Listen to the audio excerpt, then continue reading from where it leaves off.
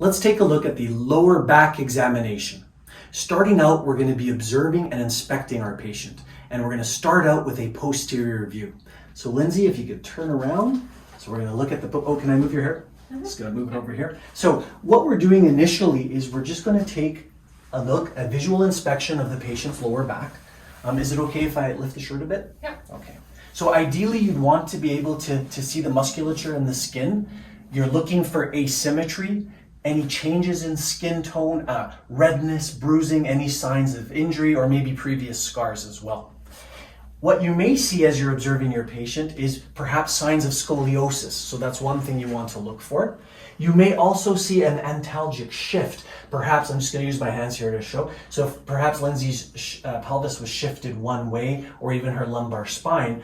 In cases of a disc injury, you may see that the patient is leaning away from the antalgic side, therefore trying to take pressure off a nerve root.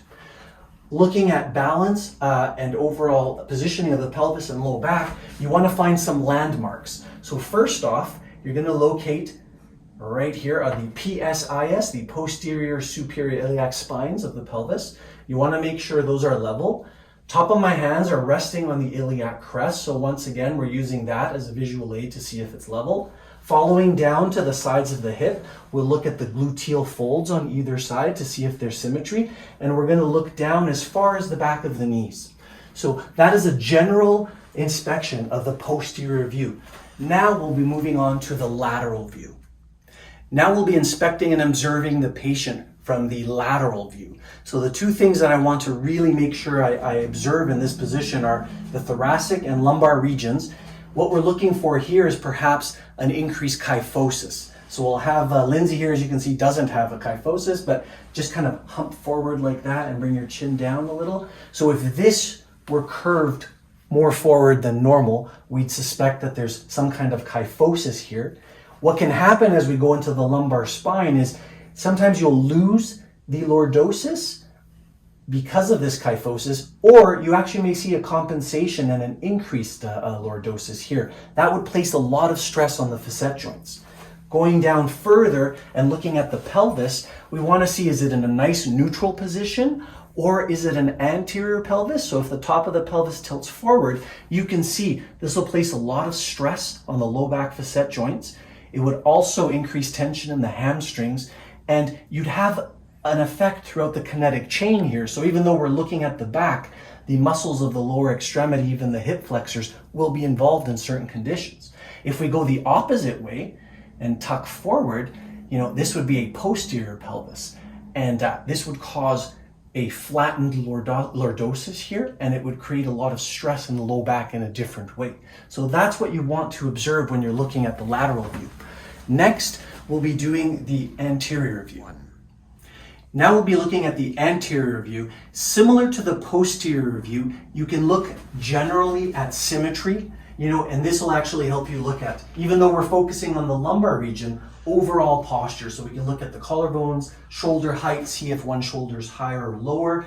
What I like from the anterior view is that I can really see if there's any rotational components or torsion. Sometimes the pelvis might be rotated forward.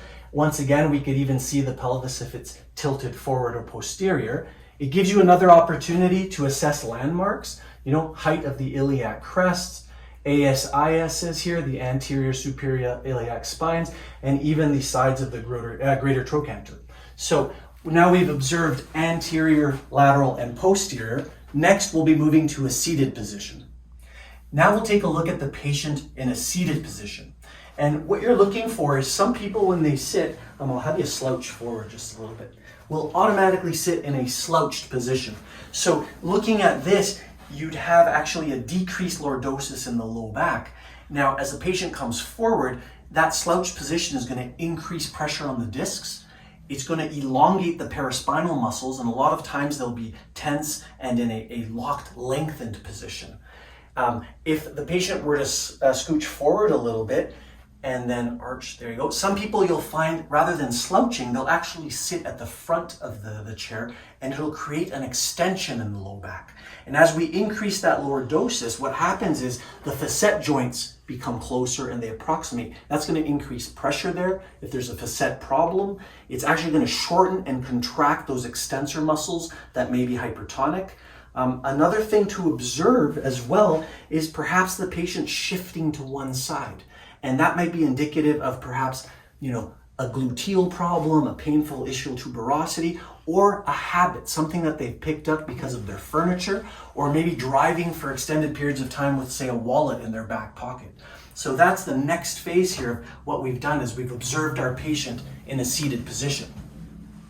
Now that we've observed and inspected the patient from different views, we're moving on to active range of motion. Now, things to consider when assessing active range of motion would be the fluidity of movement. Is the patient controlled? Are they guarding? Is there symmetry from one side to another? And a big indicator of helping you kind of figure out what's going on in terms of the clinical assessment is it painful? Making a note of where pain begins, where it ends, and at what level. So when looking at active range of motion, it's really a fundamental step that will allow you to move forward with the other aspects of this examination. So first off, we'll assess lumbar flexion. So we've got Lindsay here. What I want you to do is place your hands just on the front of your legs, just let them rest. And I want you to bend at the waist here and let the arms slowly kind of run down the front. Perfect. So as Lindsay's doing this, we're looking at the lumbar spine and we're trying to see where is the flexion occurring. Is it in her low back? Is it in her hips? Or is she compensating perhaps with more movement in the upper back? Something to look for is if the knees are bent, that could be indicative of tight hamstrings. In terms of musculature, the rectus abdominis, the obliques, and the hip flexors are creating this movement, but eccentrically on the opposite side, we've got the erector spinae resisting that movement. So normal ranges would be between 40 and 60 degrees of flexion. So once again, we're looking for symmetry and ease of movement as well. Okay, and you can come back. One thing to note is disc pathologies do not like flexion. So as Lindsay was bending forward, if there were a disc issue or a nerve root issue, that would exacerbate symptoms. On the flip side, if she were to extend, the facets would be involved. So if there's a facet pathology, you'd actually see an improvement in the condition as the patient flexes forward. So that's something to keep in mind as you observe range of motion. Now that we've looked at flexion, we're moving on to extension. So what I'd like you to do is place your hands on your hips, okay, and then you're gonna arch back as far as you comfortably can. So ranges that we're looking for here would be between 20 and 35 degrees. Conditions that do not like extension would be facet joint problems, osteoarthritis, degeneration of the spine, especially stenosis. I'm going to walk to the other side here for a sec.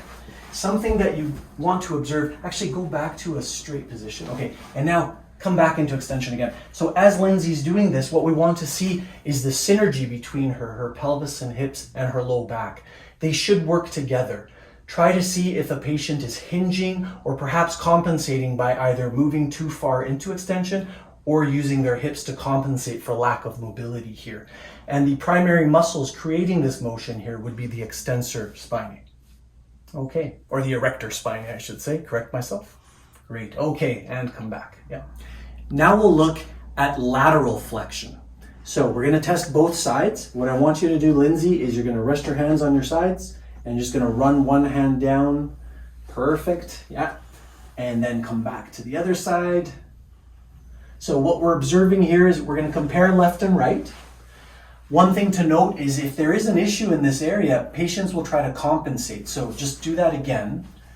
So run the right hand down. What you might see is someone actually rotating forward or flexing forward, and that's not what we want to see. We want to make sure they stay in that plane of motion. So come back to the other side.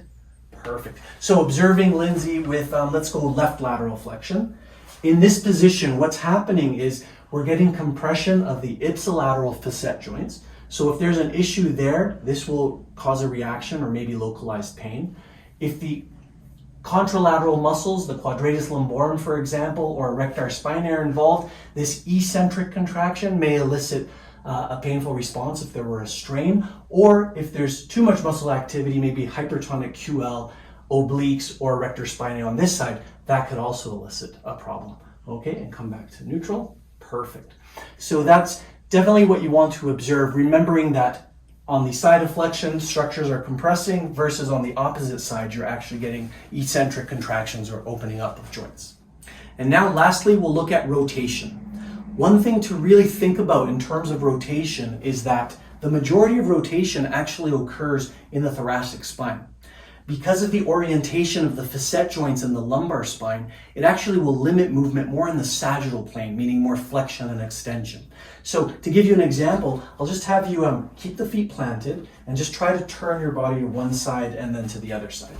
So yeah, so good, yeah, and try to rotate as far as you comfortably can. So as you can see, as Lindsay's doing this, it's not limited to this part of her spine. There's movement in her hips, literally down from her feet all the way up to her torso, including her shoulders. So rotation is a fairly complex motion, but it's one that you definitely have to observe as part of this examination. Now let's move on to palpation of the lumbar spine.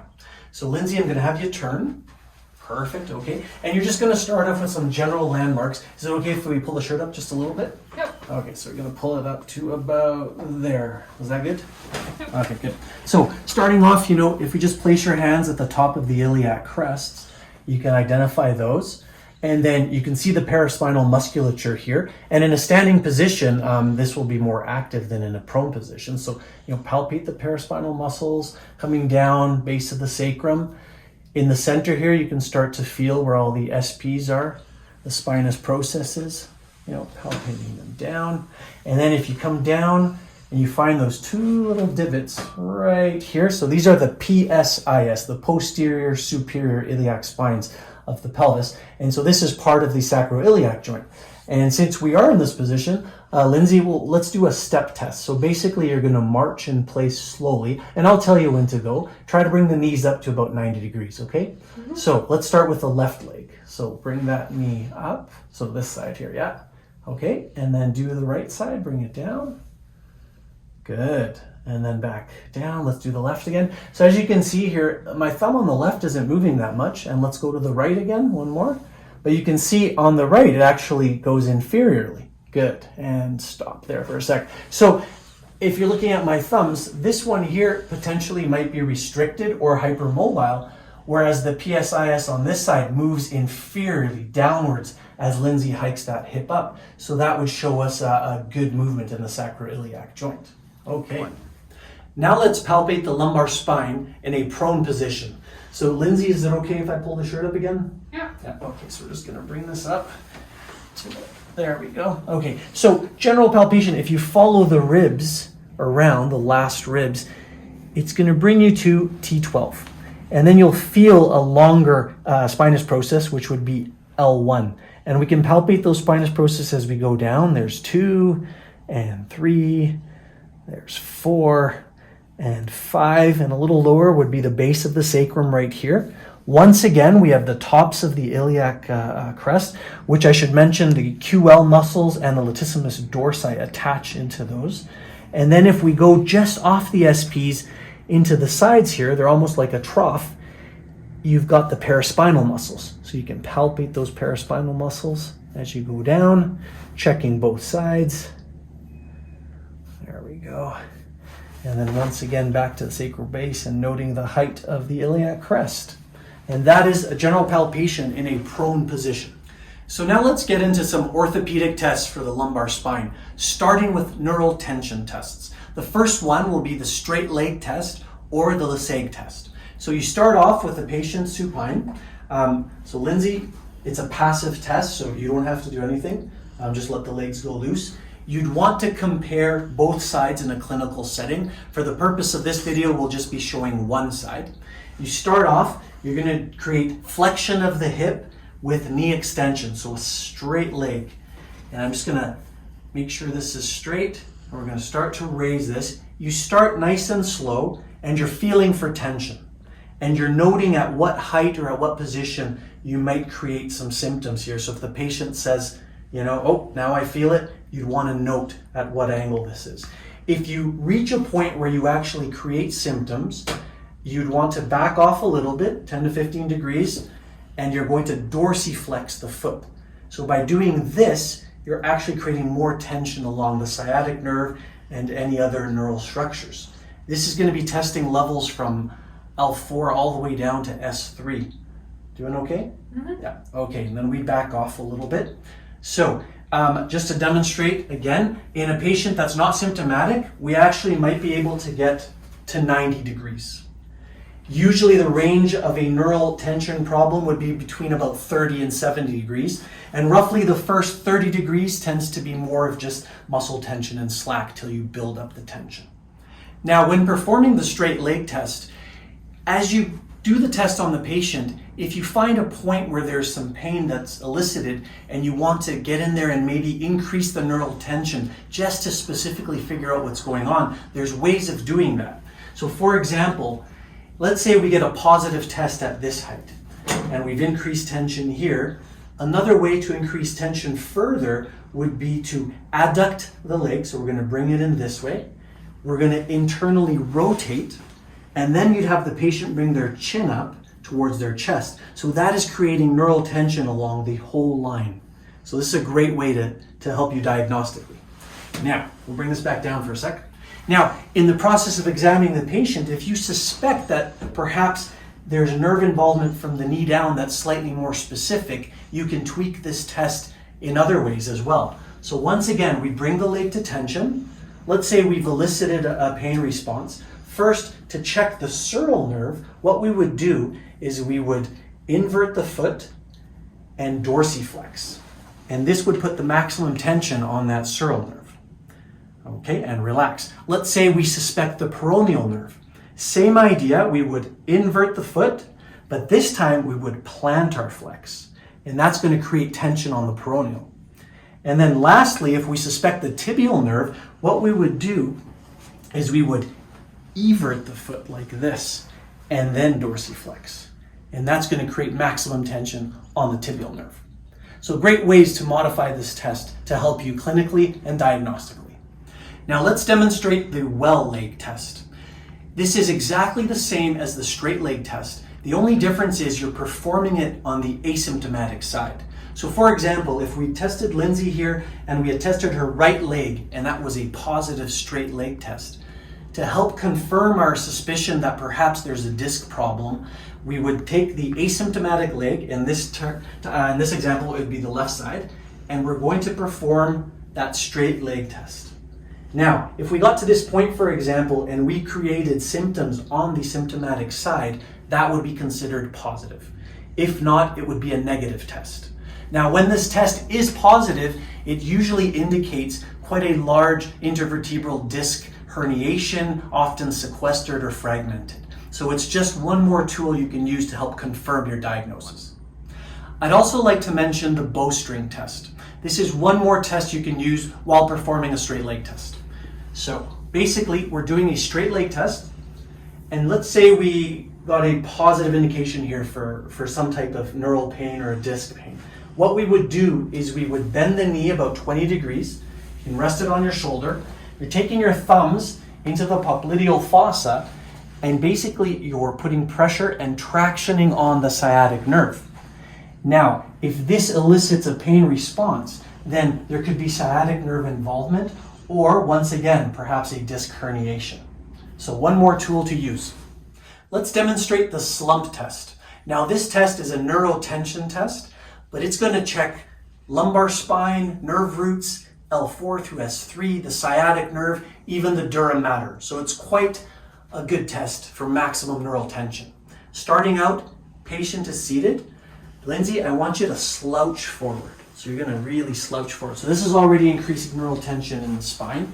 And bring your chin down. I'm going to create some overpressure. Okay. Now slowly straighten your leg. Good. At this point, you could increase tension more by pulling your foot back, so dorsiflexing. Now, a pain in this position would be considered a positive test. To see if there's dura mater involvement, I could release the tension here and have you look up and bring your head back a little. Now, if the pain decreased, then we would suspect that there's dura mater involvement. A variation of this would be to use both legs, so you could bring the other leg up as well. And this would really be creating a maximum tension. Now, bring the right leg back down. If we suspect obturator nerve involvement, what we could do here is create some hip abduction. So bringing this out this way, if it created nerve symptoms or pain similar to an obturator nerve entrapment, that would be considered a positive test. Okay, good. And relax again. So that is the slump test. Now let's do the femoral nerve stretch test. If a patient is complaining of low back pain and perhaps anterior lower leg pain, you may suspect the femoral nerve. So thinking about its distribution, it's going to be levels L2, 3 through 4 if there's any disc involvement or perhaps a nerve involvement further down. So to test the nerve, you're going to have the patient in a prone position. You're going to go to the affected side and you're going to passively bend the knee to a point where it may elicit a pain response. So let's say at this position here that Lindsay was experiencing pain. Next thing, you're going to stabilize the leg, holding the knee, resting the foot on your shoulder. Don't worry about foot position because the femoral nerve does not cross the knee, so it's further up. You're going to stabilize the gluteal area like this because you don't want too much movement in the upper back or lower back. And then we're slowly extending the hip this way, creating tension once again on the femoral nerve. And if the patient has a painful response, that's considered a positive test. If not, then negative. Okay. Now, one thing to note is we can do this test in another position, which we'll demonstrate shortly.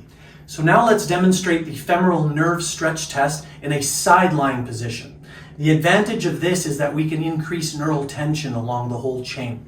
And I'll demonstrate here. So, assuming a patient's complaining of anterior leg pain or low back pain, we would start in a somewhat neutral position, flexing the knee. And as soon as we get a pain response, what we'll do is extend the hip. So we're going to bring this into extension. And once again, if it elicits an increase in pain, we would ask the patient, Lindsay, can you bring your chin down towards your chest? There we go. So this is increasing tension, maximal tension on this nerve. And so if this was positive, we would suspect perhaps a disc herniation at levels L2, 3, or 4. So that's a great way to do this test in 2 different positions. Now we'll demonstrate the Nachlas test. Now this is a test that's primarily designed to test sacroiliac joint dysfunction. Starting with the patient prone, before starting, you want to make sure that the patient has no problems with their knees because it will involve end range knee flexion. Lindsay, are the knees okay? Mm-hmm. Okay, great. So on the symptomatic side, you passively bring the knee into flexion, taking the heel all the way down to the buttock. If there were pain in the SI joint region, this would be a positive test. One thing to note is that you might also see some quad tension, or there could be L2, 3 nerve root or disc involvement in some cases. But this is primarily designed to test that sacroiliac joint. Now I'll demonstrate the distraction test. This is basically an SI joint confirmation test. If we've examined Lindsay and we suspect there's a problem, it's one more test we can use to make sure that our diagnosis is correct. So in this test, we're going to push posteriorly or in a dorsal direction, but also laterally. So finding the ASIS landmarks here, the anterior superior iliac spines of the pelvis, you're going to cross your hands, and this will help with the line of drive this way. And you're just putting a gentle uniform pressure downwards and slightly lateral. And if there's a positive pain response on the symptomatic side, it's confirming that there's a problem with that sacroiliac joint. The next test is the hamstring length test. Now, a key part to this is before you start, you're going to have the patient push their low back into the treatment table. So can you push? There you go, perfect. So by doing that, we're going to limit any involvement of the pelvis and low back so we get a true measure of hamstring length. You're going to test both sides. You always want to compare both sides. So starting out, it's a straight leg. A normal range would be about 80 to 90 degrees. Okay. So you're going to note for any pain, any tension. You're going to compare left and right. one thing to note is by doing that comparison, what you're looking for is there symmetry? Perhaps there's an imbalance, and patients really aren't aware of imbalances a lot of the time. If you notice that one side is much shorter than the other, that short side could place a lot of stress on the pelvis and joints in that region. And the patient would only be utilizing a small range of motion, which could predispose them to osteoarthritic changes. In some cases, it's sport specific. If you have a sprinter that needs a lot of recoil and elasticity but strength, you may find that there is some tension versus, say, a dancer who actually will have a larger range, but symmetry is truly important in that dancer. So it's a more important test than a lot of people give it credit for. Now let's look at the FABER test, or the flexion abduction external rotation test. Now this test is going to check hip joint issues, sacroiliac joint problems, or tight musculature in and around those joints. So starting out, patient is supine.